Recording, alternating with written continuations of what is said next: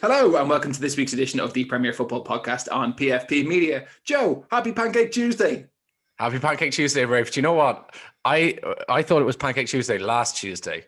I'm gonna confess and admit that. So I made pancakes for my wife and my son and myself, and then we found out. I think it was the next morning that it was Pancake Tuesday on the 16th of February, which is obviously today. But I mean, it's a pandemic. We're in level 5 lockdown in Ireland, so I couldn't really care less about having to make pancakes 2 weeks in a row. So you did get your fix this morning.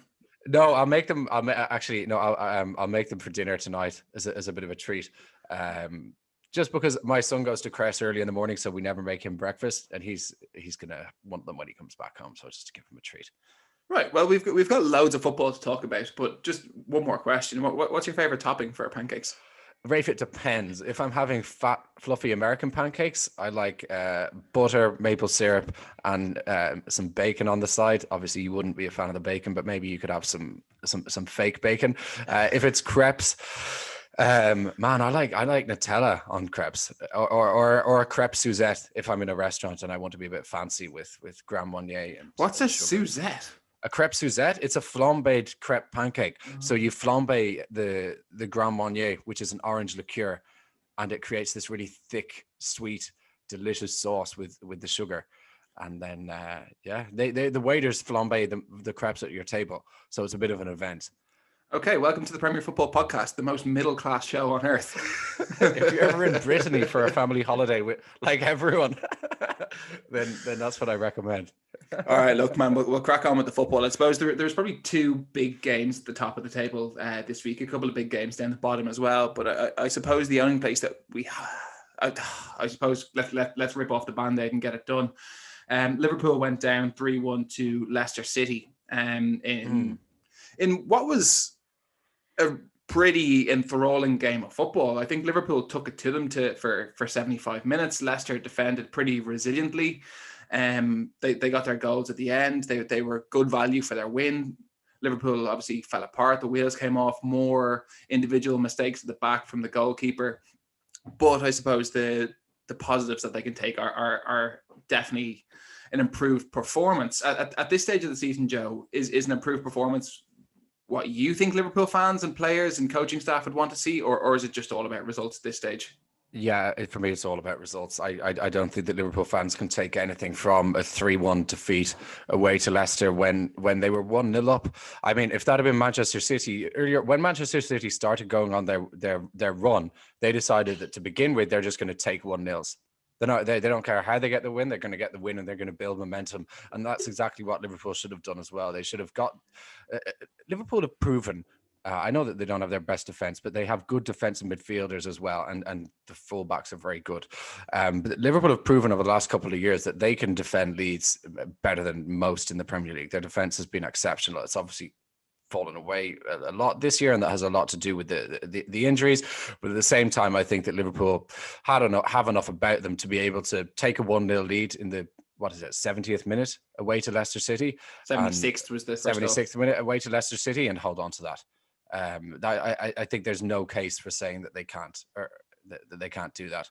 I think normally you would back them to. I know Liverpool fans have a lot of complaints about the first two goals, about the VAR decisions, the offside. When you think about some of the decisions we've seen this year, I don't want to get bogged down on VAR and lines on the pitch, but I mean, it does seem like the official made the correct call, and somehow they've overturned an offside decision. Was that for the free kick goal? Was that for Madison? Yeah. Look, it was a strange one, and I know these things happen, but then whatever it was, 4 minutes later, Sadio Mane seemed to be shoved over in the back 2 passes before Jamie Vardy had the ball in the back of the net as well.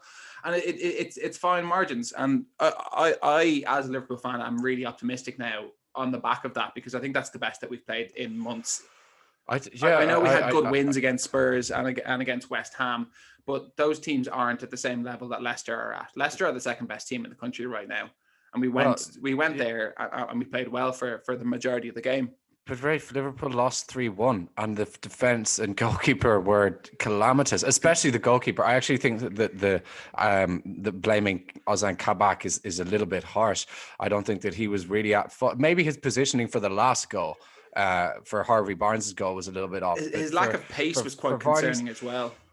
Yeah, but then you just have to factor that in. You can't be playing such a high line if you have a defender who doesn't have so much pace, who doesn't have so much pace. But the second goal, I mean, that's all on Alisson. That's all on him. What is he? That's criminal, and that for me would be most worrying because he's now in dreadful form. I think we had this conversation over WhatsApp. We tend to have most conversations 2 or 3 times anyway. But I think we observed that Alisson has gone through this before. I think that was his 9th error leading directly to a goal. And you compare that to somebody like Kepa, who's only got 3 in the same time frame. When Alisson first joined the club, I think in his debut or his second game, he tried to do a Cruyff turn inside his own box and gave the ball away, and it led to a goal against us. And people were thinking, oh goodness, who is this guy? The mistakes that we saw last week, trying to play out against City with his feet. I mean, this does happen to goalkeepers when they try to play out sometimes. But the one last week just seemed like a complete. Look, if Joe Gomez and Virgil van Dijk are playing, he feels no obligation to come and try to claim that ball. I think that there's this continuing element of distrust with the Liverpool centre halves. We've seen them tactically try to adjust it and protect them more. We see midfielders playing there. We see the goalkeeper now coming. I'm looking forward to when we can have a settled centre half playing in defence, and then people can start to relax and trust them a little bit, because I think that's just what it was, a lack of trust. I think that'll be looking into next season, unfortunately, for Liverpool, and for the rest of this season. I mean, it's very much a salvage job to secure. Liverpool can't afford to miss out on the Champions League. I think that we established that last week when we talked about Liverpool's finances, and I think more so the fact that John W. Henry is at the epicenter of these slightly shady European Super League talks for his credibility as well. I think that it's not possible for it won't look good for Liverpool to miss out on the Champions League. The Liverpool have more than enough quality to get into the Champions League, but the fight is on. Speaking of Liverpool and the Champions League, I know that we want to talk a little bit about the stadiums. We'll come back to the Premier League in a minute. We'll talk about the race to the top 4 and how the other teams have got on. But it's a really interesting return to the Champions League, because Liverpool are playing RB Leipzig tonight, but they're playing in the Puskás Arena in Budapest. Because I mean, this is go on. Yeah, no, this is happening for a host of teams in the Champions League and the Europa League because of coronavirus restrictions and quarantines, and they're not letting athletes take exception to quarantine rules. I find this a little bit iffy. I mean, on the one hand, yes, that's fair enough, but the fact that they're letting elite sport go ahead to begin with, surely they've already given them a pass. Yeah, that's a double standard in itself. It is, and the fact that they have so much testing in place in the elite football world, you can bypass these restrictions in a way that normal people can't. So I think that once they gave the green light for elite sport to go ahead, just let it go ahead. I mean, yeah, what's going to happen when it comes to the Euros and you have people flying, the Euros in this summer in multiple countries, in multiple European countries. How is that going to work if there's still which is quite possible that we still have quarantine laws in place? What's going to happen then? What do you make of the fact that these games are being played over 2 legs, with potentially both legs being played in neutral venues and could be decided on away goals? It's not well thought out at all. I mean, if they're going to do it in neutral venues, I think just make it 1 leg. I mean, you can have extra time and penalties, but just make it 1 leg. And I think for everyone's sake, that would be better. I think there's definitely an argument for 1 legs anyway. I think a lot of people enjoyed the 1 leg format last year because it stopped teams just sitting in when they're at home and trying to shut teams out and protect the away goals. The away goals rule almost ruins the 2-legged affair, if anything. Exactly. It plays against the likes of Diego Simeone and Jose Mourinho, who live for the away goals rule, who will set up in a tricky European knockout tie to go through on away goals. Like that's how they like to do it. It leads for better entertainment value. There's less games to be played for the footballers. I just think it would have made sense. Okay, right. Look, back to the Premier League, and we'll finish on Leicester very quickly. They're up to second now. They've probably been good value for it. I know it sounds obvious to say, but they probably have been the most consistent performer aside from Manchester City this season. It's something that we saw from them last season, obviously second place up to around this stage in the season, and then they tailed off massively. There was an injury to James Maddison, and they didn't seem to recover. Do you think that with the return of the Europa League and the congested fixture list, do you think that Leicester have the strength and depth to see out the rest of the season this year? Have they learned from their mistakes? Yeah, it's not just their squad being a little bit thin, because I actually think that they've coped very well with injuries this season. Obviously, they've missed Ndidi for large periods, Maddison, Castagna, Vardy for bits. Who was that? Vardy for bits. Vardy for bits, of course. Yeah, he always misses a few games a season. James Justin, who has just recently got out injured. Pereira. Yeah, they missed a host of Soyuncu. They've really missed a lot of players. They've had to rotate their squad a lot, and they're still joint second in the league with just 14 games to play. The other issue for Leicester is the Brendan Rodgers conundrum, and that is that in the Premier League, Rodgers notoriously doesn't finish the season well. I don't know what it is. It was the same with Liverpool. It's been the same with Leicester. Obviously last season. Clearly, when he was at Celtic, that didn't come into play because they would have the league wrapped up by now. But yeah, that's an issue for it. That's a personal demon for him to overcome himself. I'm asking you, do you think that they will last the season? Do I think Leicester will last the season? Will they be in the Champions League next year? I think this year they will be, yeah. They'll benefit from the inconsistent. I'm not saying that they're going to have an amazing run. They could be inconsistent, but everyone else is being inconsistent as well.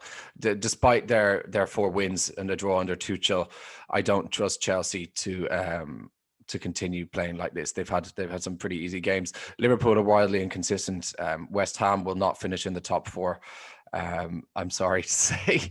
And who does that leave? Manchester United. I think Leicester are more consistent than all of those teams. I've done Manchester United a disservice there. With their point over the weekend, they have moved back up above Leicester on goal difference. They're 3 goals ahead of Leicester in second place. Let's talk about them for a minute, Joe, because I was really bummed out after that result on Saturday. You know, I took it really personally, as I tend to do. But Sunday rolled around and Manchester United decided to draw horribly away to West Brom, and then Everton went on to lose that evening, and things were okay for me. Surely that was a brilliant opportunity for Manchester United to nail down second place, to open up that space over 4th and 5th place, and really give their fans something to be proud about and be encouraged about, because they were in a title race before that game. Of course, yeah, and to put some pressure on City as well. They would have been just 5 points behind them with a win, albeit City having a game in hand.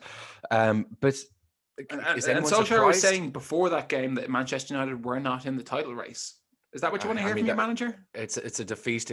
I'm not surprised to hear it from Ole Gunnar Solskjaer, but it's a defeatist attitude. I don't think that he's in any way capable of sustaining a title challenge or a title win for Manchester United. He doesn't instill great belief.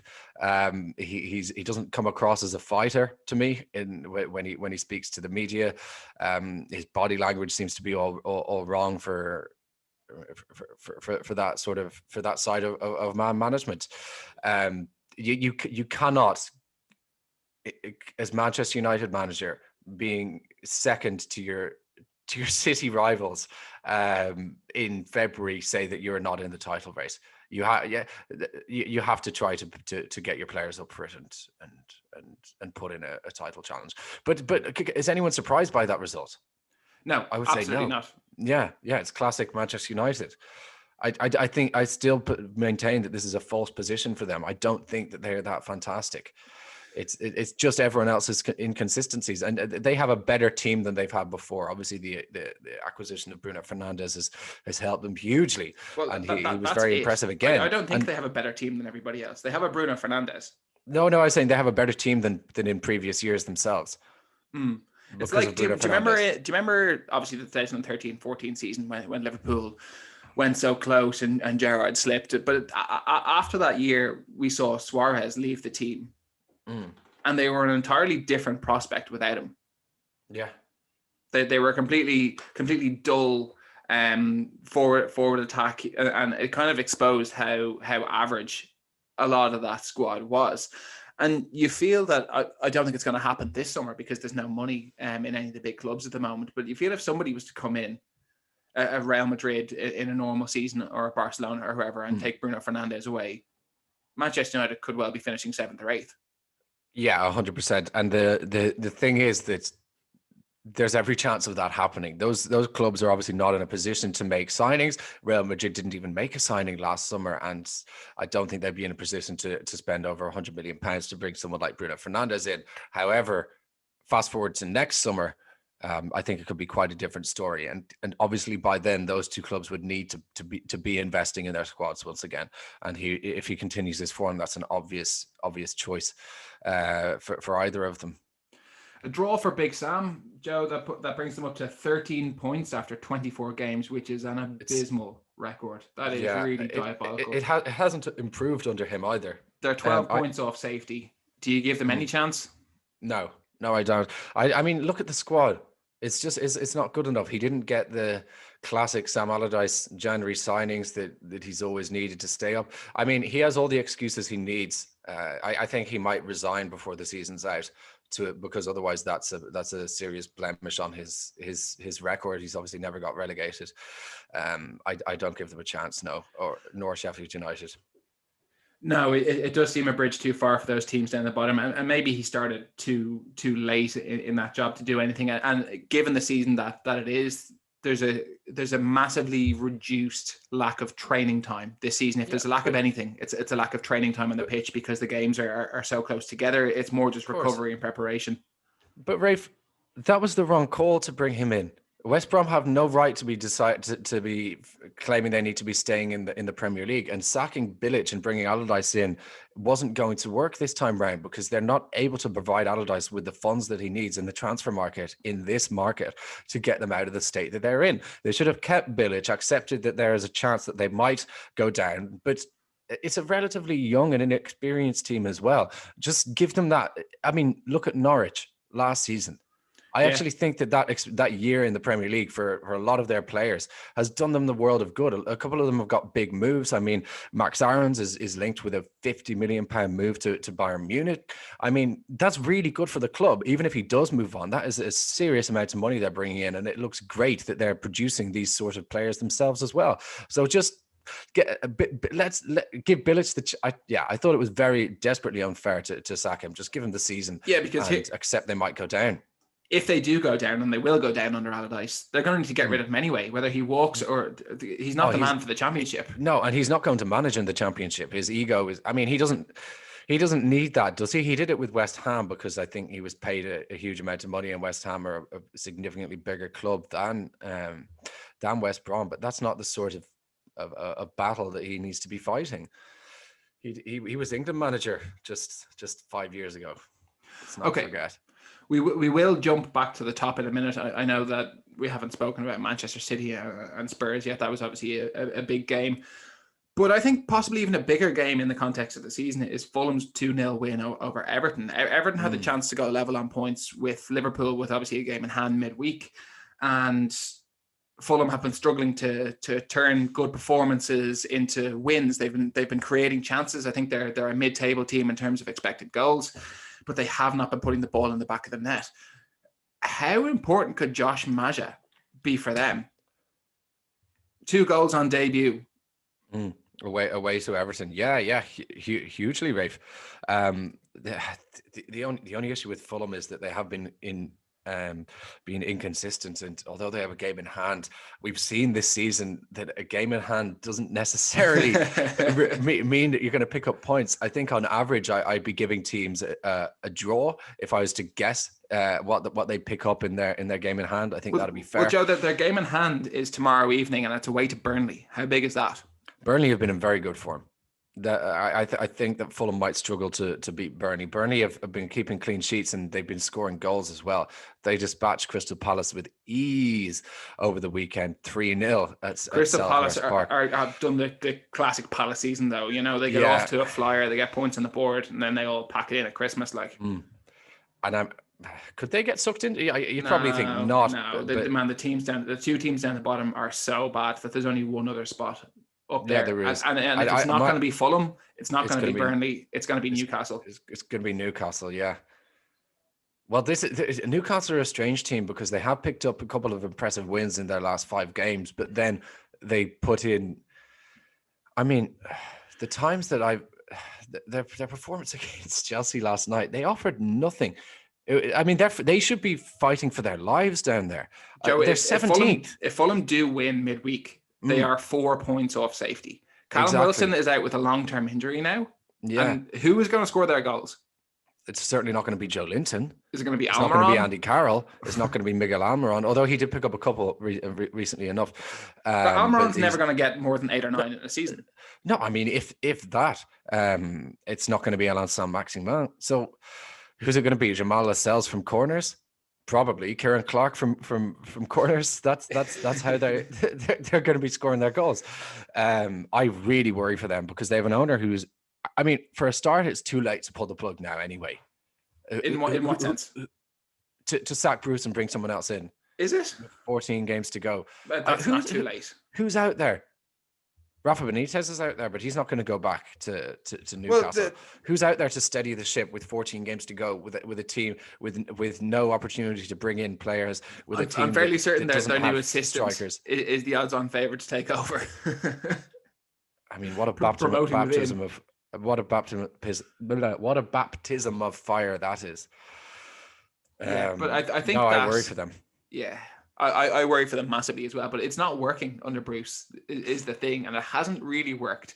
And they've managed to get away with it through the season because Callum Wilson has bailed them out enough times, and because he's a quality forward and he scores goals when it's put there for him, and they sometimes can keep a clean sheet at the back. But that's happening less frequently. And look, I'm not judging them on the Chelsea game because Chelsea do look in good form at the moment, but over the course of the 24 games that have been played, like I said, they're potentially only 4 points off safety. And those teams in and around them are so much worse than them, man. Their squads are so much worse. Newcastle have a squad full of Premier League veterans, you know. Saint-Maximin could go for big money. He could play at a better team. Callum Wilson could play for a better team. They could. Ryan Fraser, I suppose, did well for Bournemouth. He was linked with Arsenal for £50 million only a couple of years ago. Yeah, he was. I'm just thinking about them down the bottom. Yeah, no, they do. I think Joe Willock's playing for them now, isn't he? He looked quite good. He's all right. He's not. That's probably his level. I really worry for them. I don't think they have a great squad just to come back on that. But they have a better squad than the teams around them, Joe. They have a better squad. They have a better squad than West Brom and Sheffield United. I think that the Fulham squad is actually all right. I think the Fulham squad is all right as well, but I think that Newcastle have a better squad than Burnley. In a similar way, they've got an experienced Premier League team with a strong core kind of thing. But I think the quality players in Newcastle's team are better than the quality players in Burnley's team. And Newcastle have a bigger squad than Burnley as well. Burnley have they do. Yeah, they do. Yeah, I think that they have a better squad than Brighton. I think Brighton are really well coached. I think that Brighton are like Leeds. They probably have a better squad than Leeds as well. But Bielsa and Graham Potter are doing brilliant jobs. They're coaching their teams properly into playing together and working as a team, and they're getting the joy for it. Whereas it's a complete shit show in Newcastle. I mean, the football is about as bad as you're ever likely to see in the Premier League. It really is. It's difficult to. I mean, they play a flat back five. Yeah, Joe, four in front, and then if your centre halves win their headers, you're going to beat Newcastle. Yeah, you are. It's as simple as that. They're offering very, very, very little in pretty much every game, especially in the bigger games. And this is I always think it's I don't know, man. I think it's a very the one saving grace they have is that they have points on the board, and Fulham don't. But they don't have very many points on the board, Joe. It's a low point season, man. It's a low point season down there. We're looking at 35 to stay up, I think. Wow, man, I've just had a look at the next manager to leave their post odds. Okay. Now, on Saturday, this was Jurgen Klopp at 1-1 with all those rumours flying around. He's now down the list at 8-1. would have been almost certain that Steve Bruce would have been first on the list as the favorite manager to go. But he's also 8-1. Who do you think is the bookies' favorite to be the next manager to leave their post? It's Hodgson. No. Parker. No. Allardyce. Your mates from across the road. Oh wow, it's Jose, is it? Well, yeah, that's not a surprise at all. I mean, I was talking to a mutual friend of ours whose father is a Spurs fan, and not happy at all. And you can see from Twitter as well that a lot of the fans are not happy at all. That was the complete wrong call, wasn't it? Going down that route. Yeah, I mean, look at the talk about Newcastle playing bad football. Look at the football that Spurs play in every game. They set up to play Brighton away, and Brighton absolutely murdered them. Brighton had something like 65% possession and twice as many shots. Maybe not twice as many shots. I think Spurs fashioned a few chances, but the football they're playing with the squad that they have is a joke. He deserves to lose his job for this. I'm all for saying there are different ways to win a football match, and that's absolutely true. But to turn that Tottenham Hotspur team, who were playing such good football under Maurizio Pochettino, into this, I'd say you're loving it. Well, I'm putting up a good face now, I think. It's obviously. No, it was never going to work out ever. Like he took over. And I mean, he took over on the 20th of November 2019, and we were buzzing to have him back in the league, and you especially were buzzing to have him take over at Spurs, because I think we all had an idea of what was going to happen. Now, I know, and I think you know deep down that you said you'd have him at Arsenal, in the Unai Emery era towards the back end of that. But I think I'm gonna put that down to your desperation. I was just going to say, that would be down to my desperation to try to scratch around for anything better than what was. But from when he took over, it was very, very clear, and I mean the documentary was absolutely fantastic as well, and it just showed that he's totally nuts. He lives in a world of his own, and he does. He's a sociopath. He's kind of he sits in his office all day, kind of mooding about.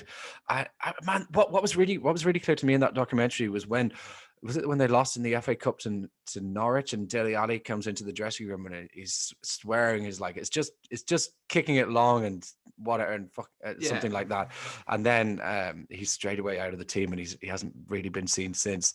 Danny Rose was I don't want to call him a club legend, but he was an academy player that came through. He was one of their own. He'd been in the senior team for the best part of 10 years. And Jose Mourinho takes his squad number off him without saying a word to him, man. Doesn't even acknowledge him. The way that Danny Rose went about trying to leave the club, I thought was absolutely fine. It was quite mature. He was just saying, look, I want to be playing football. Can you please get me a loan deal? Yeah, going in. Hey, Gaffer, what's happening? Why am I not playing? There are people in the team ahead of me that aren't as good as me, that are making mistakes in training, making mistakes on the pitch. Why am I not getting a chance? He was a real straight talker, Danny Rose, and it surprised me that Mourinho didn't like him, because Mourinho's a real straight talker as well. But I mean, to take an academy product squad number off them is a bit rich. But he just lacks any class. Without wads of cash, Jose Mourinho hasn't been successful since he was at Porto. I mean, Inter Milan maybe, but they had an outrageously good squad. You know, they did. I mean, he had a ridiculous squad. He had one of the best back lines that we've ever seen. Nobody expects them to win the Champions League now, but but it was perfectly Diego Milito up top and Samuel Eto'o as well. It was.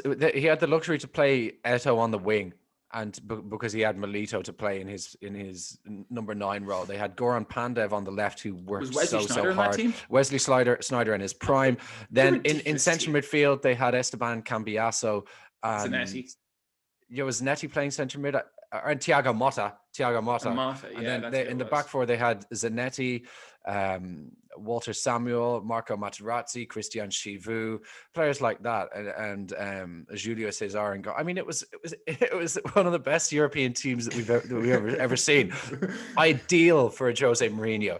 I mean, he did a great job, and the result against Barcelona, I'm saying is especially. he always needs money to spend on his guys and his players. Yeah, and look, exactly. Obviously, the global pandemic came at the wrong time for so many teams, and the financial crash. He's had money. He's brought in several players. He brought in Pierre-Emile Højbjerg. He brought in Matt Doherty. He brought in Gareth Bale on loan. He had brought in Sergio Reguilon. He's had money.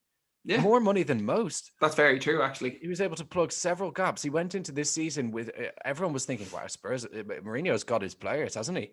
They have a chance. And then they were top of the league, and all of the lads in our WhatsApp group were saying, here, no, title race is on for Spurs and Jose Mourinho. Even as late as January, they were saying that.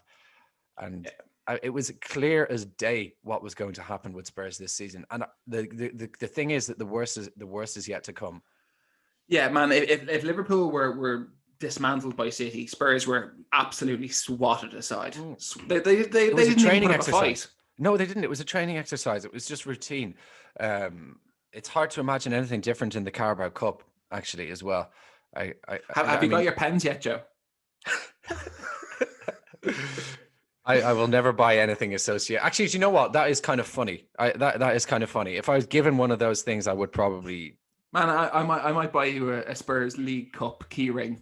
A finalist. Yeah, to say finalist. The Carabao Cup final 2001. Yeah, I wonder if they have any Audi Cup pens on their website. I didn't see any. Maybe they sold out.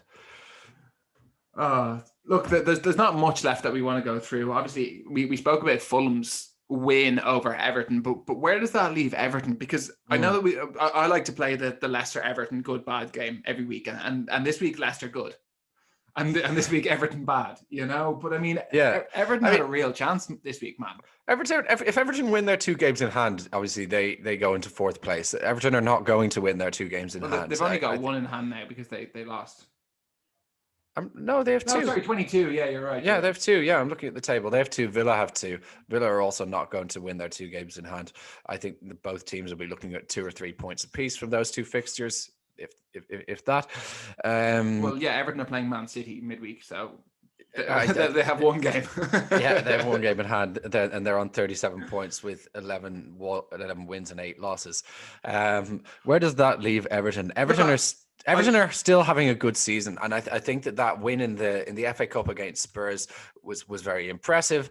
To be fair to Spurs, they put up a decent fight in that game. They were 3-1 down, and they came back. And maybe Everton aren't that good, Joe. In fairness to Spurs, Fulham played Everton off the park the other night. I don't from think minute 1. Yeah, I don't think that Everton are that good, but they're all right. And they're probably I think they're having a better season. I think, man, if they're in the semi-finals of the FA Cup, right? Yeah. If they get to the final of the FA Cup and finish in the top 6, that's a really, really good season. Yeah, and look, I suppose people probably didn't see it coming, and credit to Carlo Ancelotti for what he's done. And it'll be really interesting to see how they approach their summer recruitment, if they can bring in more big names and how high their ambitions are. At the moment, they do look a step off the top. Well, look, everybody looks a step off City at the moment. And I say the global pandemic has come at a bad time for most clubs, but it hasn't come at a bad time for Manchester City because they have a squad loaded, absolutely loaded. They have 2 squads. Yeah, what City have done over the years is they've never gone out and spent 70, 80, 100 million pounds, but they must have the highest number of 50 million pound players ever in a squad. They have so many players who are not what you call world class, but what you would call quality, who would pretty much get into any squad in the world, and they have those players in every position. Goalkeeper is perhaps the only position that they're a little bit light, but right across the rest of the squad, and centre forward as well, but right across the rest of the squad, it's just laden with okay, well, look, let's have a look at their bench from the other day against Spurs. Now, Spurs would be regarded as a pretty good Premier League team normally, and you'd put out a strong team against them. So on their bench, they had Kyle Walker, who was £50 million. Yeah. Ruben Diaz, £70 million. I think it was 60, something like that. Sergio Aguero, did you ever hear of him before? once or twice. One of the best strikers of his generation. Ferran Torres, how much did they sign him for? I think that was about 30 million pounds. He was relatively cheap for them. Valencia cash strapped. Ben Mendy was what, 40, 50? Yeah, from Monaco, exactly. Riyad Mahrez. Again, 55, 60 million pounds from Leicester. One of the best wingers of his generation, you'd have to say. And then three academy players as well, in fairness to them. This is what I'm saying. Like, they have so many, like all of their... They don't never mind this guy, Kevin De Bruyne, who's not in the squad. Exactly. But even if you're looking at their starting 11 as well, and I'm just going to get that result up there against Spurs, because I want to look at their starting 11. They had Moraes playing in goals, Cancelo, Stones, Laporte, Zinchenko, Bernardo, Rodri, Gundogan, Foden, Jesus, Sterling. The only one of them, apart from Foden, obviously was an academy product, who wasn't a big money signing, is Zinchenko. The rest of them are all, I mean, they don't, every summer they sign players for between 30 and they spend 100 million pounds every summer. At least, man, at least. They're absolutely, like, they go after quality. That's what I'm saying. Like, they want a squad later. They don't recuperate any of this cash. What Sané went for 35 million, did he? No, they do. They have loan systems in place. Oh, they do. Chelsea do, and they have their feeder clubs in Melbourne City and New York City as well. So it's a. I mean, as far as clubs are run in the Premier League, I think it's hard to look past City. They are by far, I think they're a much better run club than Liverpool, just because of their cash reserves. They're able to be. Liverpool are the best sustainable model in the Premier League by far. But in terms of overall, what you want out of a club to generate income through no effort of your own, City are magnificent at it. City obviously won 2 Premier Leagues in a row. Liverpool were champions last year. Do you think, though, there's a risk that in 5, 6, 10 years' time, when Man City are looking for their trophy league title in a row, do you think we'll be looking back saying, God, we need somebody to do Liverpool this season? We need somebody to go on a run and do something that's just remarkable, because it doesn't seem like it's going to be possible for teams to compete with them year in, year out. Yeah, I agree. I think that we might have been looking at this Liverpool Premier League win last season as a one-off, and we might be looking at City having won 5 or 6 Premier Leagues in 7 or 8 years. That they obviously won the 2 prior to Liverpool. They're going to win this. I think we could be looking at Pep continuing building a dynasty at City, and then them having been the best. I mean, Fergie won 3 in a row. That's the best he ever did. I think that we could be looking at City winning 4 in a row. Because it happens in other countries. Yeah, with Bayern Munich and with PSG and with Juventus, Barcelona, even they usually win the. Yeah, well, there is some competition. There's some there. rotation, but they're usually, in recent years, they've been by far the most successful domestically. Real Madrid obviously perform better in the Champions League usually. Yeah, like I think that we could be. I mean, even if you look at the domestic trophies, City have won the Carabao Cup something like 4 years in a row. Arsenal have won a couple of FA Cups, but aside from that, City love winning the FA Cup as well. I don't want to be too bitter about Man City as well, because shame on Manchester United, Joe. Shame on them for spending so much money so badly. Because they should be challenging as well, because they've spent as much money as Man City, and they pay as much money in wages. Let's not let them off the hook lightly.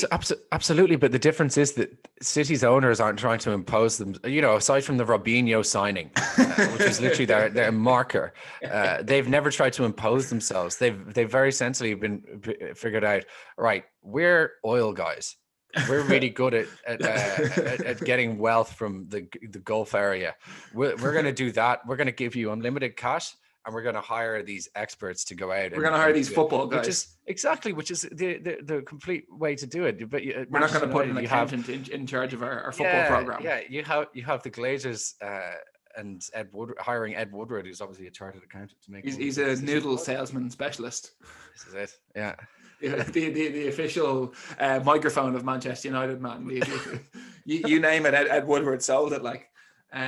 So look, he definitely has a place in the club, but I mean shame on them, and even Chelsea to a degree. I know they took a couple of years off spending money with their transfer ban, But they spent last summer. Presumably they're going to spend again this summer because Tuchel's come in and he's going to want his players as well. And there's going to be real expectation on them next year as well. You know what? Tuchel is not in the same class. Last night in our WhatsApp group, obviously we were talking about the best strikers of their generation and like classing into tier 1 and tier 2. And you have the likes of Lewandowski and Aguero in tier 1. And then you'd have like Giroud in tier 2, for example, Edin Dzeko in tier 2. It's the same with managers. Pep is tier 1. Klopp, to his credit, is tier 1. Thomas Tuchel is tier 2. He's young though, is the only thing. He's not as experienced as those two guys. He's not been in the game for as long. He's not, but he's been in the game for a decent amount. 8, 9, 10 years managing. He was manager of Mainz for 3 seasons, manager of Dortmund for 3, 4 seasons, manager of PSG for 3 seasons. That's 10 years, I think. So, you know, he's should be coming into his prime as a manager, you'd think. Yeah, well, let's see how he gets on. I mean, he's done an all right job so far. No, what I mean is like what I mean was like Klopp was doing it as soon as he got to Dortmund. He was winning Bundesligas. He did it as soon as he got to Liverpool. He was getting to the Champions League, Europa League final, then Champions League final. There was clear, you know, to be fair to Tuchel, give him time. He had a very good record with PSG. He did get to the Champions League final, so we do need to give him time. I'm just saying that right now I'd class him as a tier 2 manager. But let's see. You're right. Okay, man, I think that we've covered most of it. We didn't want to get too bogged down in the mid-table. Obviously, Arsenal won again. A few fist bumps over there. Man, what a game. That was a great game. Yeah, it was. It was a really good game of football. But are we surprised when Leeds are playing? That's kind of one thing that Leeds guarantee. I was great to see Aubameyang score again, and he played really well. Well, that's what I wanted to ask you. A hat-trick for Pierre-Emerick Aubameyang. Arsenal move 6 points behind Liverpool. They're still obviously 10th in the table, 8 points off 4th as it is now. What kind of goals should Arsenal be setting themselves now? Yeah, this is for me. A couple of weeks ago, I got very excited, and I thought that Arsenal were going to finish in the top 4. I think that's a really, really, really tough ask. What I want to see more than anything else is consistency, and we are beginning to see this. But the game against Aston Villa was really poor. I think the game against Wolves was, you know, there are a couple of individual errors, but at the same time, there's some really dodgy refereeing, which influenced the result of the game. But the game against Villa was very poor. So for Arsenal, they need to cut out games like that. And if Arsenal lose or draw when they should be winning, and it's because of too many missed chances or a dodgy refereeing call or something like that, I can take that on the chin. But if it's a game like the game against Villa where Arsenal offer absolutely nothing at all, that's very disappointing. From an Arsenal perspective, they just need to be consistent, to keep persevering with the likes of Saka and Emile Smith-Rowe, who have been fantastic. And it's so great to see them continue to get minutes to start week in, week out. Smith-Rowe played from the left-hand side and he was excellent. So Odegaard was very good as well. He was, and he didn't do anything fantastic, but he didn't really need to. He just kept things ticking over, was nice and positive. And he does have an air of Mesut Ozil about him, doesn't he? I mean, that's the first comparison that I kind of see a young blonde Ozil watching him play.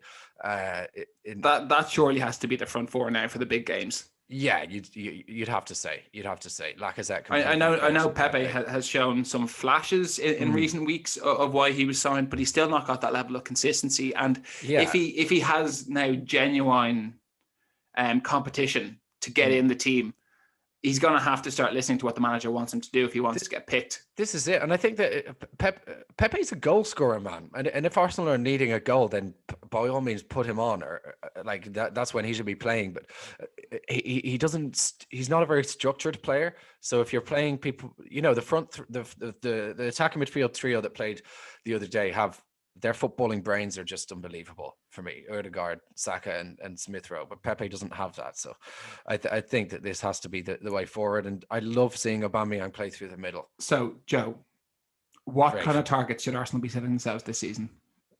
Final of the Europa League.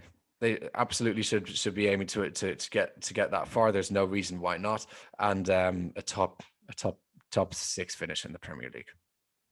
Be great to finish in the top 4. I think it's a really tough ask there because it relies on other teams dropping points. But like I said, just need to be consistent to cut out the mistakes and the games where they don't create chances.